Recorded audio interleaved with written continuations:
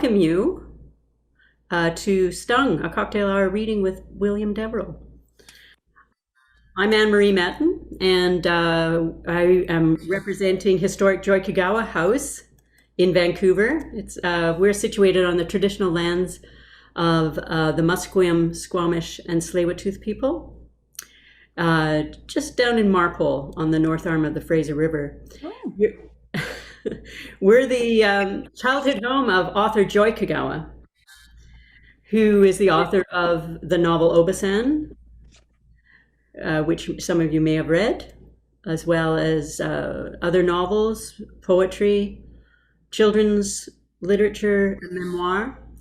And now the author of an augmented reality app called East of the Rockies, which won the Best Video Game Narrative at the 2020 Canadian Screen Awards. Wow. And is available from the National Film Board. So Joy is 86 years old and active as ever in her writing. We operate her childhood home as mainly an author residency, and writers live and work in the house for 1 or 2 months at a time. And they offer writing workshops. We also do educational tours. And our other activity is to host literary events and book launches like this one. And I'm just so pleased that William Deverell has chosen to launch Stung with us, and to encourage donations to our residency program, and some part of the book sales that you've participated in will also contribute to our residency. Thank you, and thank you. I will be introducing Bill, but first I just want to say that to ask everyone to turn off their video, to mute, so that we have top quality broadband web broadcast, and to use the chat to type your questions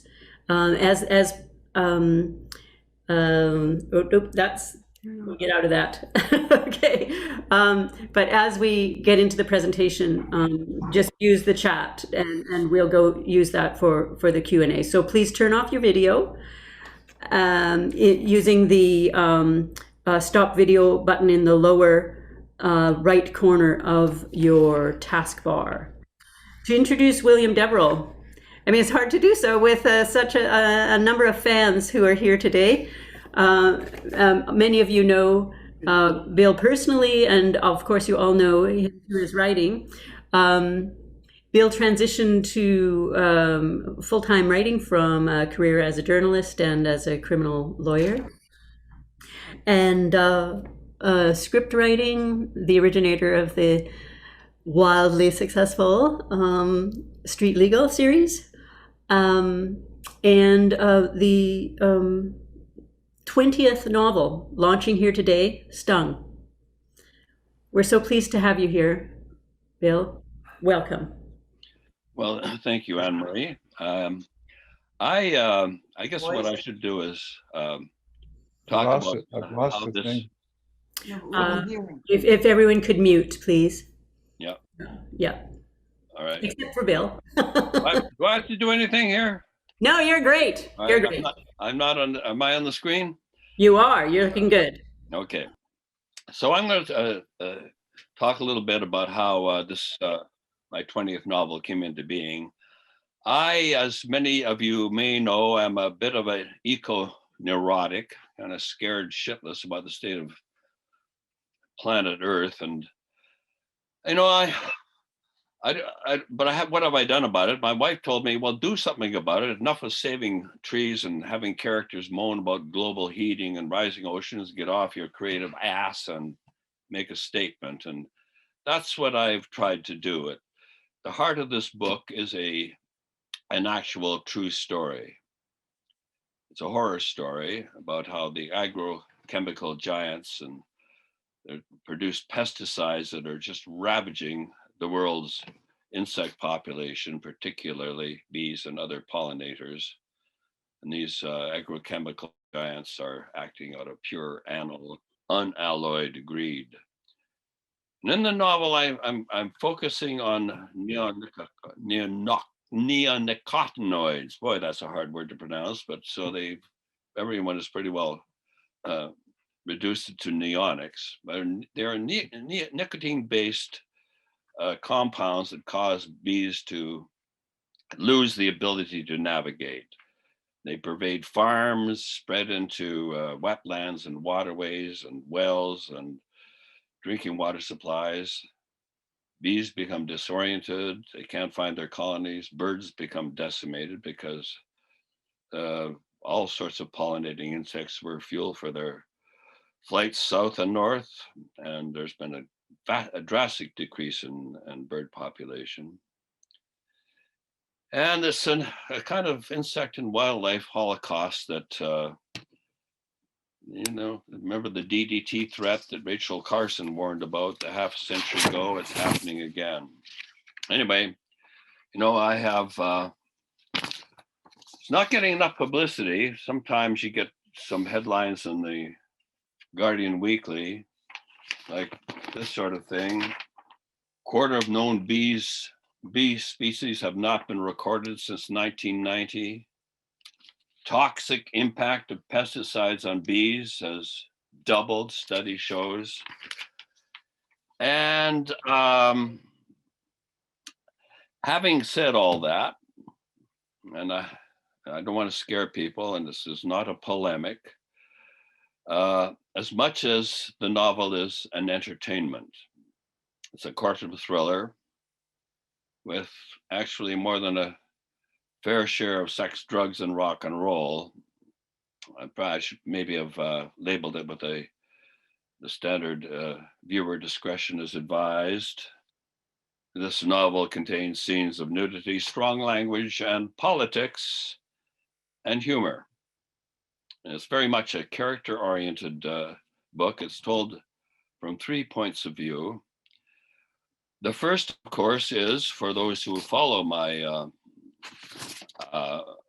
books. My protagonist is Arthur Beecham, a 25-year veteran of Alcoholics Anonymous, who has tried to escape the clutches of the law in order to grow vegetables on a Gulf island called Garibaldi Island.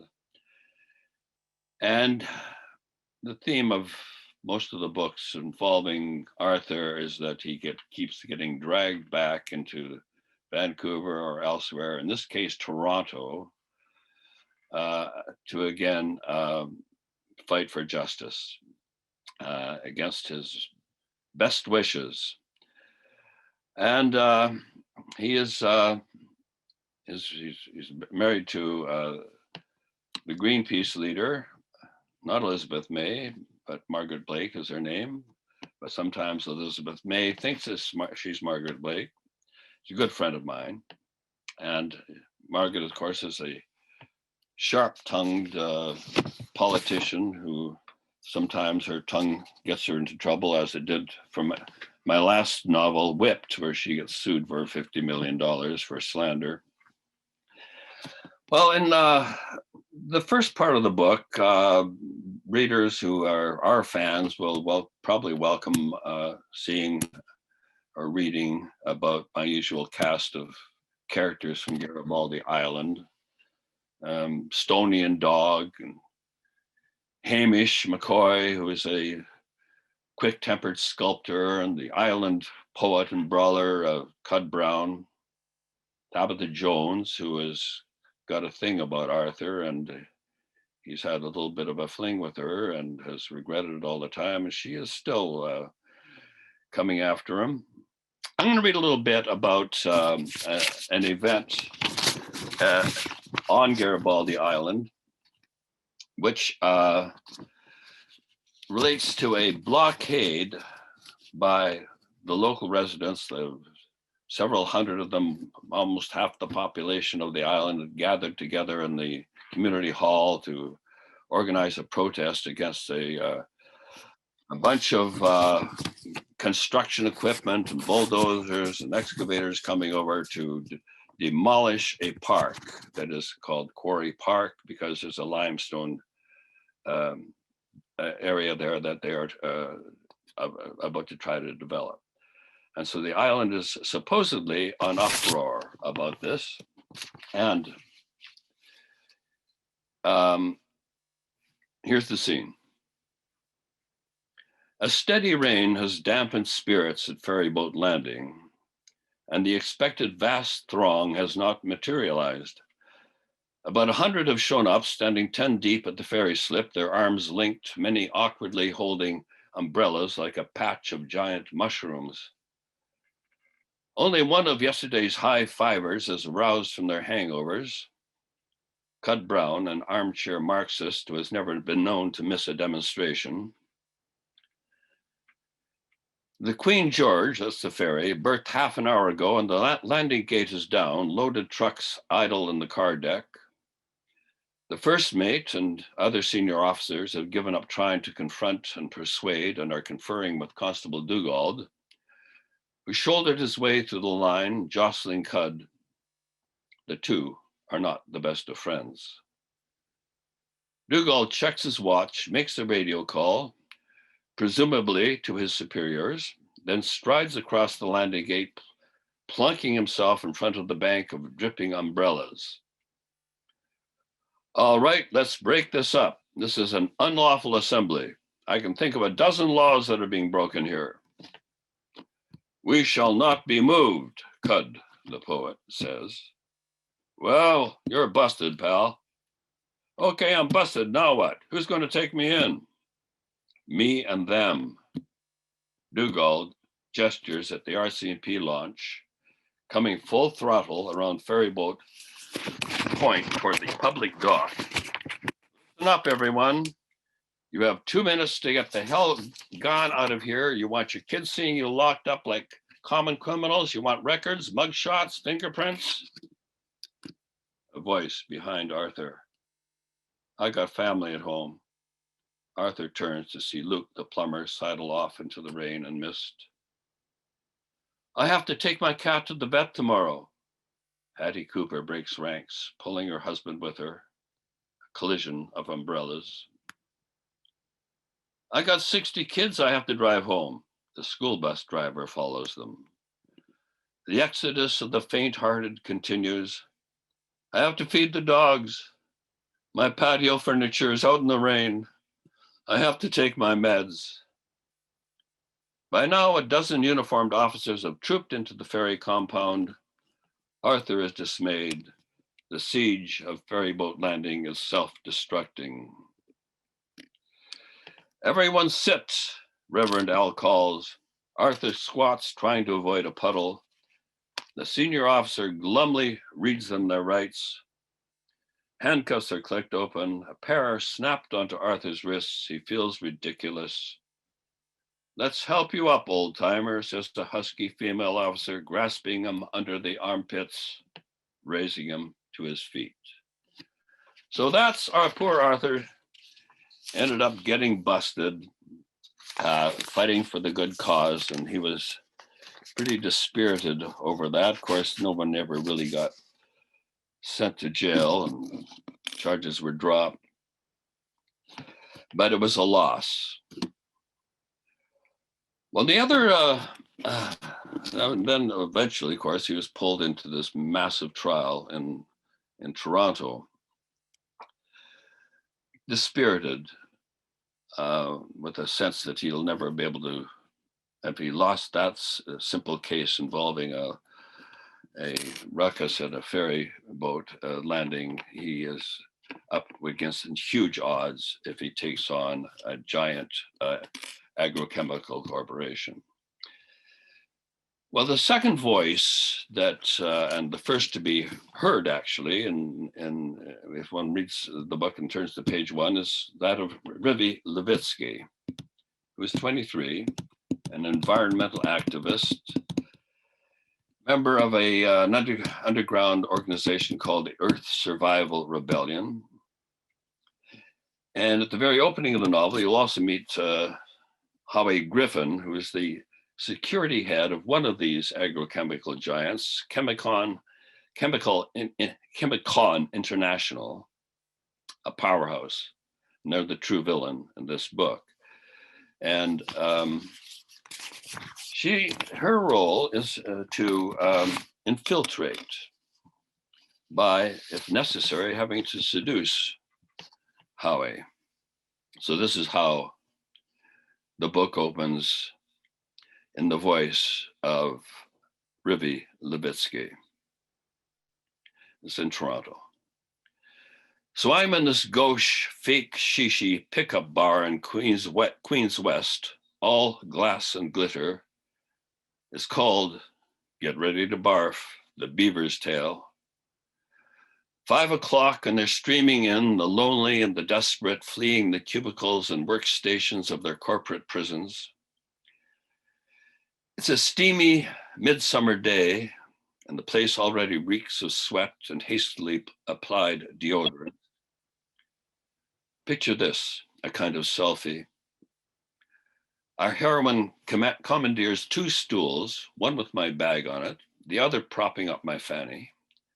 I am nursing a vodka martini, and I'm perched at an angle to the bar, arms bared to neck and legs to mid-thigh. My sleeveless top and short skirt, strap-on heels, looking cool, in control, not too obviously hooky. In a 20-minute span, I have sent off 2 applicants, slithering moves from snaky sales executives, calmly rebuffed with versions of, I am waiting for a friend. Now enters a more interesting candidate for the ineffable charms of Rivi Levitsky. He's about 6'3", manicured beard, longish brownish hair, square of jaw and shoulders, tucking in the tummy as he leads in 2 male shiny bums, sycophants by their vibes, underlings to my tummy tucking target. His suit jacket slung over his shoulder, shirt hanging loose, distressingly attractive, mid-40s, that frantic, omnivorous age on the cusp of dwindling powers. His pals find an empty table on the mezzanine, and he does a slow scan, then, no surprise there, targets my reserved stool on the pretext of ordering from the bar. Oh, sorry, I say as I grab my bag. I was saving it for a friend who didn't show. And he goes, he friend or she friend? Giving me an up and down, all 5 feet 4 inches. Former male friend. If he reneged on a date with you, he either had a serious accident or a psychotic breakdown. Mind if I take up his empty space? Deep baritone, suffused with sincerity, like a voiceover in a TV commercial for a pain ointment. Your martini looks decidedly empty. My pleasure. My mother told me never to accept drinks from strangers, says the compulsive flirt. Well, my mother taught me to respect the wishes of attractive young women who jump to the ridiculous conclusion I'm coming on to them. I laugh, extend a hand. Hi, I'm Becky. Howie Griffin. I come with a guarantee I'm safe. I may be the safest guy in this town. And what makes you so safe, Howie? I run security for a global, Canadian end of it, but they also send me on international troubleshoots. He flips me a card. Howell J. Griffin, Director of Security Operations, Chemicon International, Canadian Division. Corporate offices in a Bay Street tower. You can reach Howell by phone, fax, text, email, Skype, FaceTime. No mention of carrier pigeons. For a sustainable planet, that's Chemicon's hysterical motto. I want this matcher to think I'm in awe. Wow, worldwide. But I can't pull it off. I tell him I'm Becky McLean, and I'm a pharmacist assistant. Sure, I'll have another one. It hasn't been a good day. Hold that thought, Becky. He orders the same for my friend, a Glenlivet and rocks for himself, and one for each of his gawping friends up there. I'll be back, biggity bang. Biggity bang. How he may not be radically hip, but he's fairly smart and urbane and consciously chill. How he has to weave and squeeze, holding the 2 whiskeys aloft as he makes his way to the mezzanine to look after his mates. They're keen to exchange a few salacious sexisms about me, so his return is more biggity than bang. As he hoists himself up beside me, I can almost smell the testosterone. I hope he doesn't entertain any antediluvial notions about the meaning of consent. Well, she goes on to have a date with him and then another date, and things develop to the point that she has won over his confidence and is able to steal some very valuable secrets, including the keys to the plant in Sarnia, Ontario, which pumps out these vicious pesticides. Well, in addition to Arthur Beecham and Rivi Levitsky, we have a third voice in the book, and he's a cop, Jake McGuire.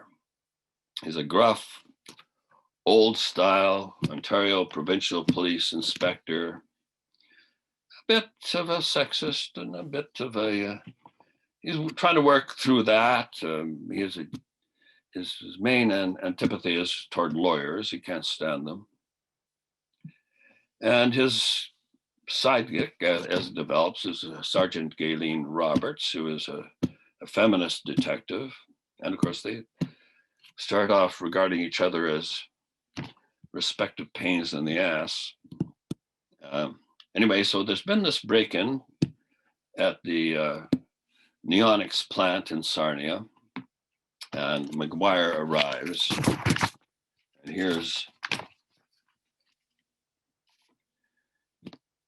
the voice of Inspector Jake McGuire.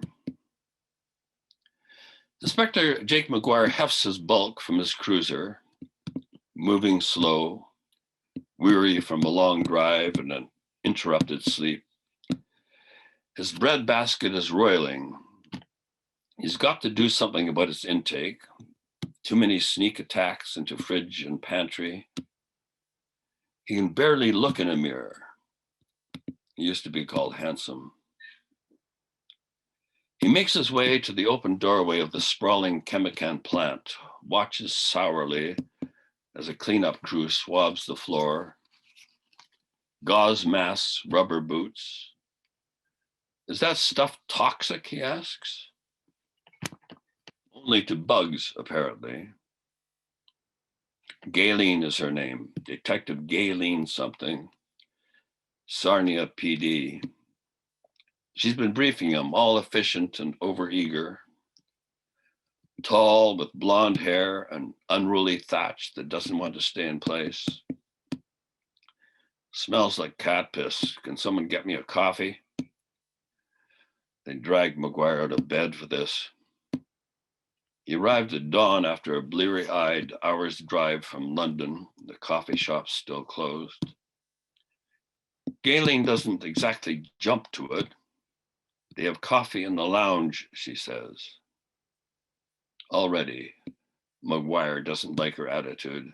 In the good old days, you'd never see a lady cop. Now they're everywhere. It's the influence of all those TV cop shows where they have to demonstrate gender equality. Galen says, we've got Flager in there. Which one is he? Guardhouse duty. Yeah. Where are the other 2 guys? Wilson and Gooch.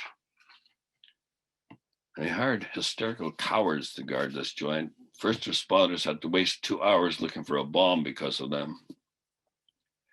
They're both in Sarnia General. For what? Shock. Gooch keeled over in a faint. He's still out. They can't seem to wake him. Wilson's hooked up to a dripper, some kind of sedative. Where's this coffee lounge? We can go in the back door. They've got boards to walk on. He walks stiffly over the 2x10s laid out as a walkway to the lounge. Vigor Grow, he remembers something about it from the TV news. That's the label. A demonstration in Brazil, a protester chaining herself to a truck or something, mass arrests, a talking head interviewed about bees. This shit show guarantees McGuire all sorts of pain. He's 6 weeks from retirement. They're going to bully him into hanging in there long enough to close the file. He and Sonia have their 30th coming up. They have plans for Hawaii, her idea, not his, to celebrate 3 decades of marriage. McGuire has to go along with it, but shudders at being trapped in a tube in the sky for umpteen hours for the reward of a sunburn, sand in his crotch, and the horrors of the ukulele. Galen goes to the coffee maker. Cream and sugar? Just enough milk to lighten it, thanks. He's hungry, but there's only a chocolate bar dispenser in here. Sonia will kill him if she finds another O. Henry wrapper in his pocket. Service with a smile, sir, says Galen as she passes him a filled mug. The smile is sardonic. Why would someone name a girl Galen? They'd call her Gay. Gay Galen, which she probably is. Erwin Flager is a flabby, pallid dude in a kind of uniform with a security tag. A loaded ashtray in front of him, smoke curling from a cigarette, which McGuire butts out. From the top, Mr. Flager. I already told, from the top, please. Well, this terrorist, one of them environmental activists is my bet. I don't need you to bet. Okay, he came out the front door chasing Barney Wilson. He was waving his arms, shouting. Shouting what? He yelled, "It's going up." What did you take that to mean? Explosives, I figured a time bomb. I got the hell out of there, practically had to drag Barney, and we split down the road. McGuire wouldn't hire these clowns to guard his dog. They hired Curly, Mo, and Larry to do the job. He said. Galen says, who? Never mind. A uniformed constable comes in. They got into the laboratory upstairs, he says. Whole bunch of files are missing. Means of entry, unknown. Access is by a keypad code. Inside job, McGuire decides. Who's the director of security for this hillbilly fire drill? That'll be Mr. Griffin, Flager says. Howell Griffin.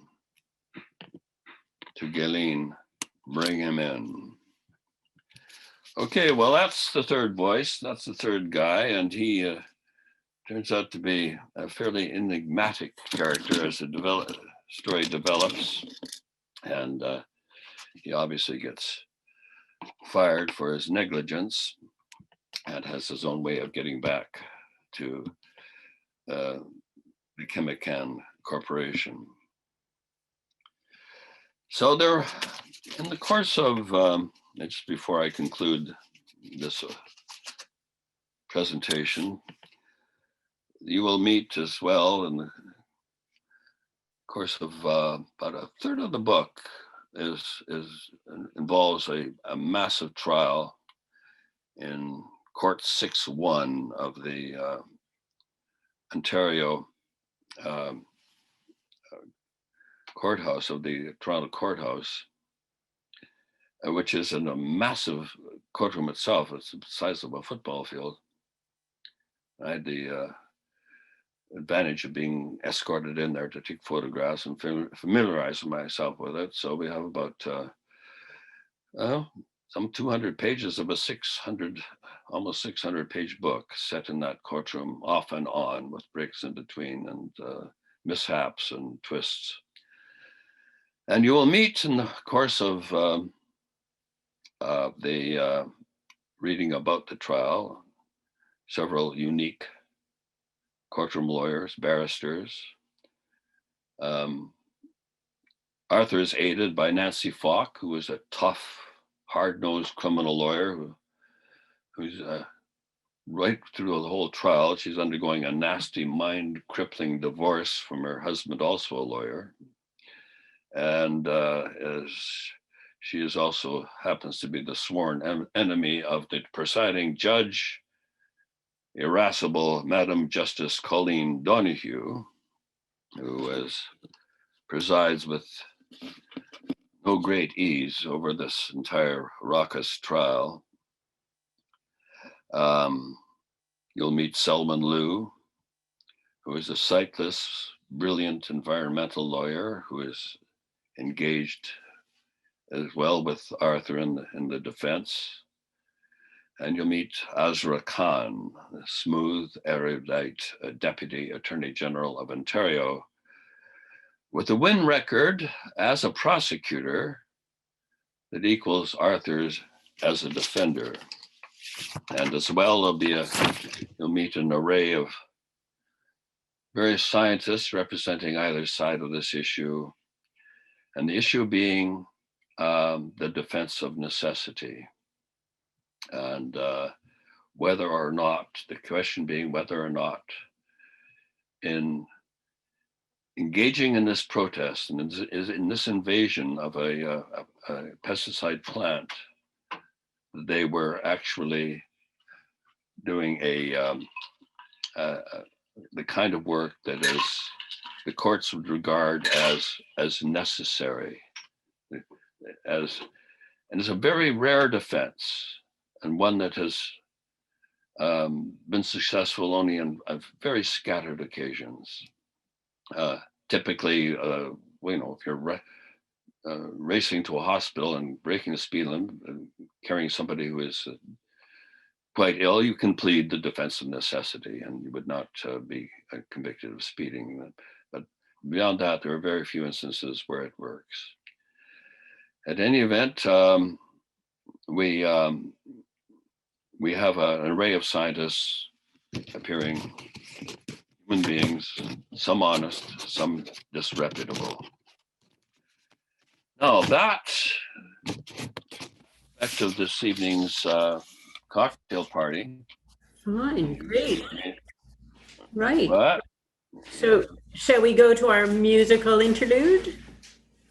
And then start some questions? You're going to let me have the sip of this Vietnamese cocktail first. Yes, you may, Bill. That was a great. My throat is dry. Yeah, well, we got to learn about the Stung characters. All right, so let us then go on to hear Lester Quitzau, who you've got him tuned up to go. I got him tuned up here. He's a real good pal of mine on Pender Island and an international star and a great guitar virtuoso, and he volunteered to do this. Look him up and check him on his website. Hello there, beautiful people, and congrats, William, on another fine piece of work. We're going to play a tune called Say Hello.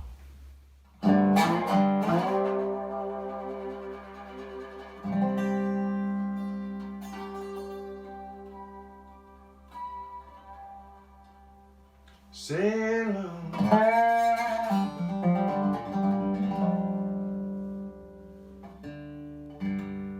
Say hello, my honeybee. Say hello.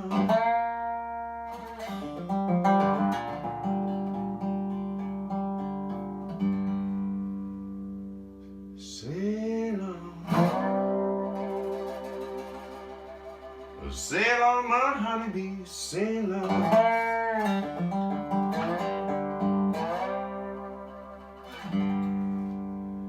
I don't mind you sailing,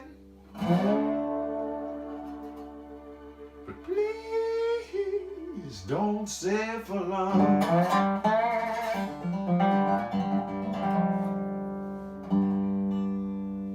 I hear a lot of buzzing,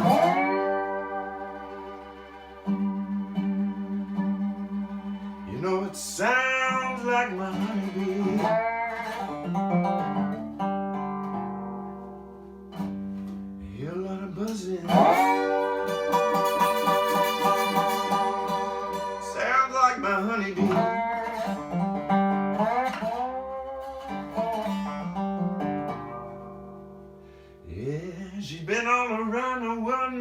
honey. Now she's coming back home to me.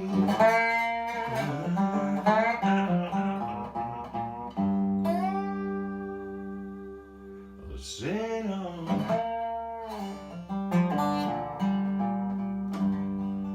sail on, my honeybee, sail on,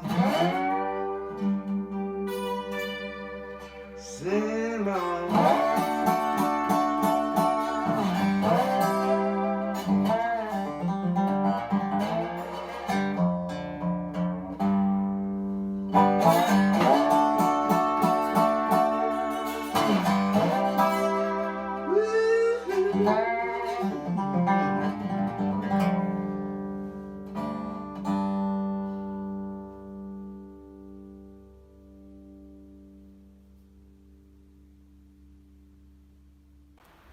Sail on, sail on, my honeybee, sail on,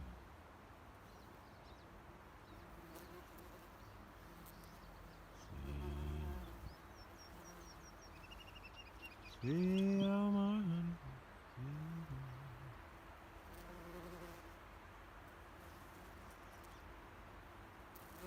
I don't mind you singing.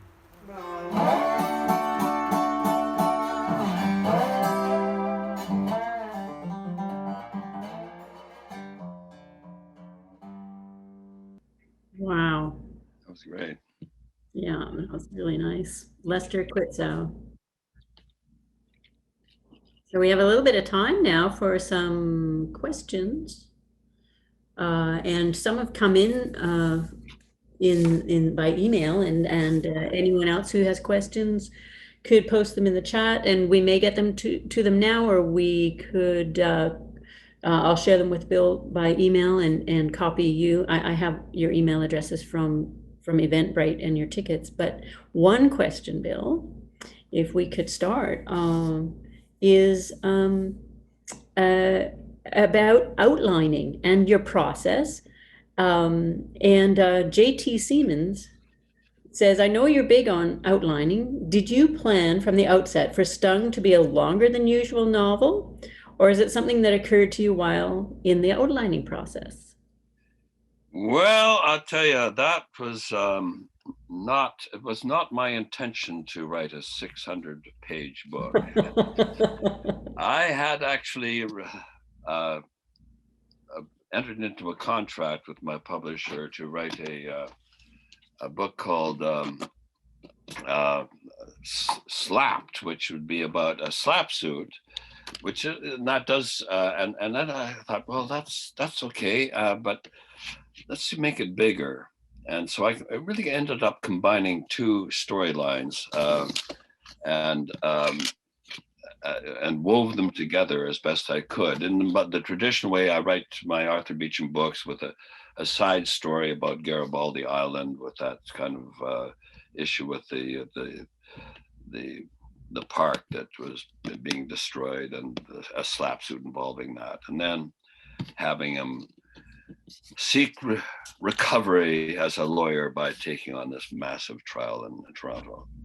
So that's how it worked out. So it's really, you buy this one book, you got two books for one, same price. Yeah. Well, here's another question. Are you up for another one? Yep. Steve Galliford asks, any thoughts on massaging your funny bones with a few short spin-offs? He's thinking TV series here. For example, Snowjob. How about this idea, The Further Adventures of Stoney and Dog in Ottawa? Well, if anyone has read Snowjob, you'll know it's it's basically a very lighthearted story, and it was shortlisted for the Stephen Leacock Award because of that. I'm not sure if I know there's a hilarious episode. That's what he's referring to, set in the Chateau Laurier in Ottawa. I don't know if I can top that by creating another book involving Stoney and Dog and those guys, but they'll always they're never going to go away. They'll always appear in the Arthur Beecham books. Wonderful. And here's a question from Brad, maybe our last one, if we're hopeful that you're working on another book. If so, what is the working title or theme? Well, the working title is right now it's called Stretch. And it's set in 1966 when Arthur was in his late 20s. And they called him Stretch back then, long, lanky guy. And he takes on a case in the far north of BC, which has all sorts of implications about racism and the treatment of our native brothers and sisters. And it involves a murder, of course, but there's a strong issue of whether or not that murder actually took place. So that is, I'm well into that. It's again got a fair dollop of humor as well. But that's where I'm going right now. I'm not going to sit around just waiting for applause for Stung. You can't just do that in this business. You got to keep writing. Fantastic. So you're dispelling the rumors then, put forward by Steve Galliford. He says, congratulations on this book and all the others, but gasp, is it true? Please dispel the rumors that this is the last we'll read of the amazing Arthur Beauchamp. No, you will. Unfortunately, Arthur Beecham is. Now, by the way, that's the pronunciation he prefers, the Old English, Saxon way.